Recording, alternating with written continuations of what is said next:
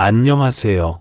오늘날 이 시대, 그리고 앞으로 수십 년 동안 세계 주요 강대국 간 직접 대규모 전쟁이 발발할 가능성은 매우 낮으며 작은 마찰이 발생할 가능성조차도 매우 낮다.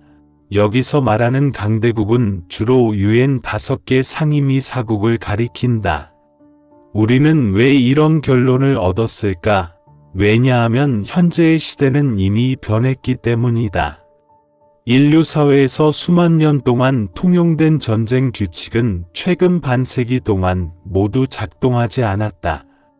인류는 이미 새로운 시대에 들어섰고 전쟁의 형식도 따라서 변했다. 먼저 살펴보자. 고대인들은 왜 전쟁을 좋아했을까? 고대에는 전쟁이 빈번했고 잔혹했고 학살은 자주 일어났다. 이긴 쪽은 땅을 점령한 뒤 학살을 일삼았다. 우승자는 그곳에 살던 바퀴보다 키가 큰 모든 남자를 모두 죽이고 아이와 여성만 살아남을 수 있다. 승자는 여성을 빼앗아 갈 것이고 어린 아이들을 키우고 동화시킬 것이며 이 아이들은 앞으로도 전쟁의 도구가 될 것이다. 그러나 더 잔혹한 도시 전체의 대학살에 비하면 인간적인 편이며 적어도 여성과 어린이를 남겼다. 고대의 도시 전체 대학살은 어느 정도까지 참혹할 수 있습니까? 도시 전체 인구를 한 명도 남기지 않고 모두 죽였다. 고대 전쟁의 살인의 수는 현대 전쟁을 훨씬 능가한다. 새로운 왕조가 세워질 때마다 전국 인구수가 원래의 10%로 줄어드는 것도 흔한 현상이다. 왜 고대 전쟁은 이렇게 살인을 좋아합니까? 봉건 농업 시대에는 목축업과 재배업을 경제의 핵심으로 하여 토지가 유일한 재보의 원천이었고 그 시대에는 인구가 가장 값어치가 없었기 때문이다. 고대의 군왕은 토지 하나를 점령하기만 하면 그곳의 대부분 남자를 죽이고 동시에 그곳의 여자를 포획하여 후대를 계속 번식시켰다. 몇십 년의 시간만 있으면 인구 총수가 대폭 증가할 것이다. 그리고 인구가 어느 정도 많아지면 토지가 부족하고 새로운 모순이 생기고 새로운 전쟁과 학살이 다시 시작될 것이다. 그러므로 봉건군왕 시대의 토지를 핵심으로 하는 농업경제 모식은 학살과 전쟁이 다반사로 될 수밖에 없었다. 그리고 그 잔혹한 시대는 산업시대가 도래함에 따라 점점 잿더미가 되었다. 1765년 산업혁명은 영국에서 먼저 일어났다. 산업혁명은 영국에 거대한 이익을 가져다 주었고 영국으로 하여금 방대한 생산력을 얻게 하였으며 또한 영국을 세력 범위가 전 세계에 널리 분포되어 있는 대제국으로 만들었다. 1938년에 영국이 통치한 인구수는 4억 5,800만 명으로 당시 세계 총인구의 약 25%를 차지하였다. 영국이 통제하는 영토 면적은 세계 육지 총면적의 약 24.75%를 차지한다. 당시 영국은 전 세계 교통 허브와 전략적 요충지를 통제하고 있었다. 이것이 바로 산업혁명 시대에 골기하는 패주로서 사람을 두려워하게 할 정도로 강대하다. 그러나 이렇게 강한 영국은 세계를 정복하는 과정에서 큰 규모의 학살이 없었다. 이게 무엇 때문일까요? 이익 때문에. 산업혁명이 가져온 방대한 생산력은 영국의 재보 원천을 더는 토지에 의거하지 않고 기계에 의거하게 하였다. 기계가 지면을 차지하는 적극성은 작지만 생산해낸 것은 매우 많다. 영국의 그 공산품들은 비교적 짧은 시간 내에 팔아야 하는데 만약 팔리지 않으면 경제 위기가 폭발할 것이다. 그래서 영국 식민지 주민들은 대부분 살 기회를 얻었다. 그들은 영국 공산품의 소비자일 뿐만 아니라 채굴, 재배, 생산 등의 업무에 종사하여 영국의 공업 생산의 인력을 제공할 수 있다.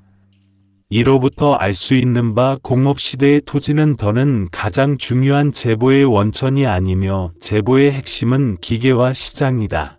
그러므로 공업시대의 전쟁은 대부분 토지를 쟁탈하기 위해서가 아니라 다른 세 가지 물건, 자원, 에너지와 시장 공간을 쟁탈하기 위해서이다.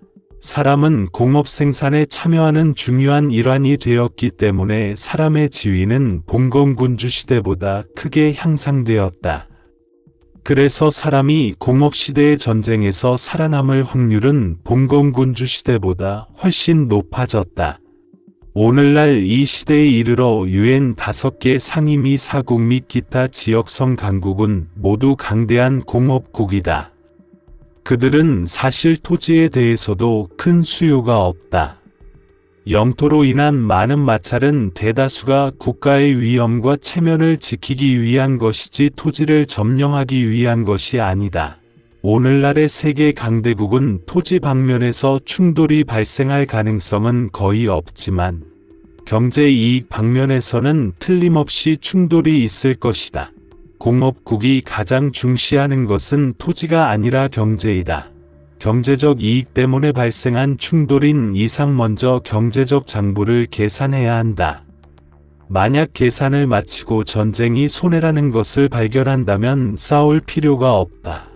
만약 일부 경제대가가 비교적 적은 수단을 채용하면 목표를 달성할 수 있다면 또 한 번 시도해 볼 수 있다.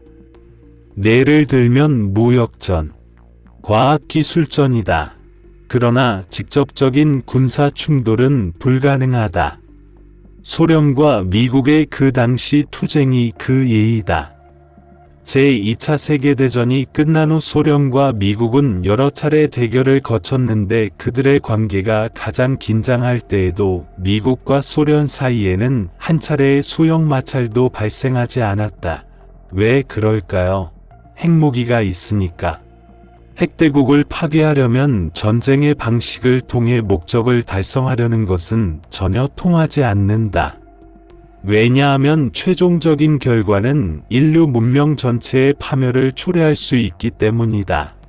이 대가는 누구도 감당할 수 없다.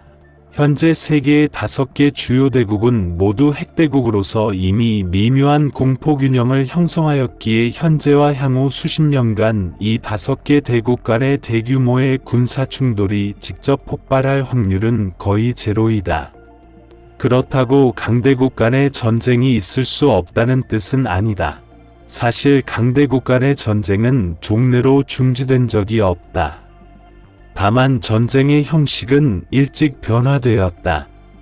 오늘날 이 시대의 세계 주요 강대국에게 있어서 성가비가 가장 높은 전쟁 수단은 여론전쟁과 이데올로기 전쟁이다.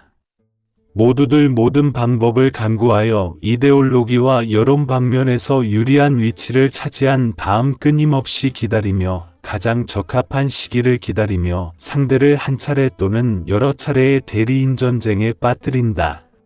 수렁에 빠진 강대국이 내부와 외부의 이중 압력을 견디지 못한다면 내부에서 직접 와해될 수도 있다. 이것이 바로 오늘날의 세계 대국들이 진행하고 있는 주요 투쟁 형식이다. 내일 대국을 기다리며 선동하며 핵전쟁을 하는 사람들은 입을 다물어도 된다. 왜냐하면 인류가 아직 이성을 잃지 않는 한 일어날 수 없기 때문이다. 만약 어느 날 강대국 간의 핵전쟁이 실제로 발발한다면 그것은 모든 인류의 재난이 될 것이다. 그날이 영원히 오지 않기를 바란다. 제 채널에 오신 것을 환영합니다. 여기서 더 많은 지식을 지속적으로 공유하고 다음 기회에 다시 만나겠습니다.